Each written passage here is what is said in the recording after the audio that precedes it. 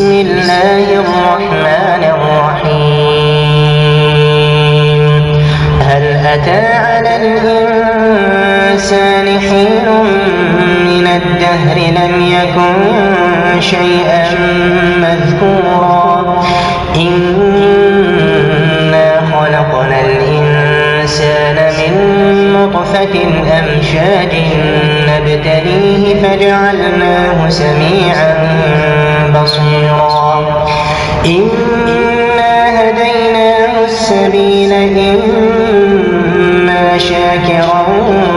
وإما كفورا إنا أعتدنا للكافرين سلاسل وأغلالا وسعيرا إن الأبرار يشربون من كأس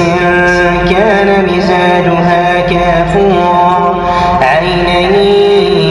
يشرب بها عباد الله يفجرونها تفجيرا يوفون بالنذر ويخافون يوما كان شره مستطيرا ويطعمون الطعام على حبه مسكينا ويتيما وأسيرا إنما نطعمكم لوجه الله لا نريد منكم جزاء ولا شكورا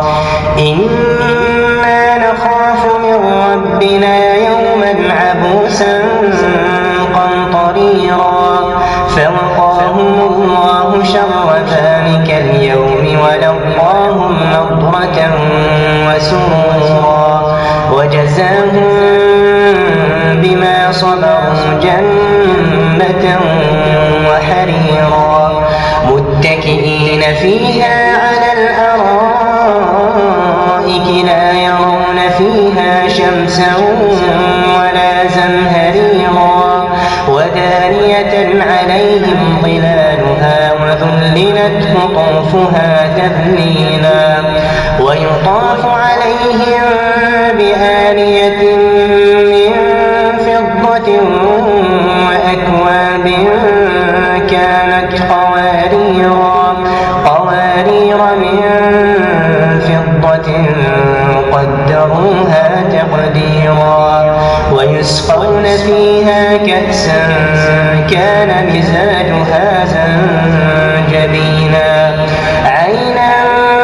فيها تسمى سلسبيلا ويطوف عليهم ولدان مخلدون إذا رأيتهم حسبتهم لؤلؤا منثورا وإذا رأيت ثم رأيت نعيما وملكا كبيرا عاليهم ثياب سندس خضر واستبرق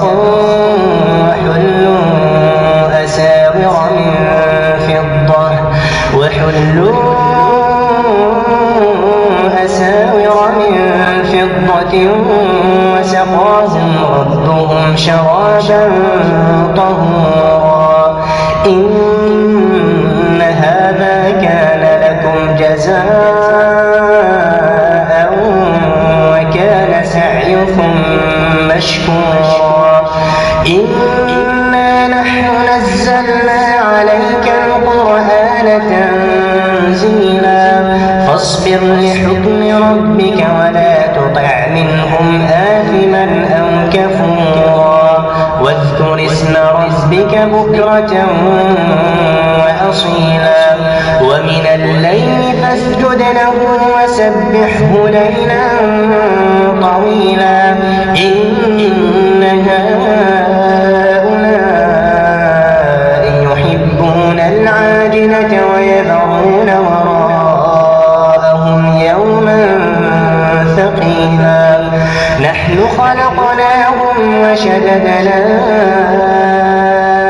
أسرهم وإذا شئنا بدلنا أمثالهم وزادهم تبديلا إن هذه تذكرة فمن شاء اتخذ إلى ربه سبيلا وما تشاءون إلا أن يشاء الله إن الله كان عليما حكيما يدخل من يشاء في رحمته والظالمين أعد لهم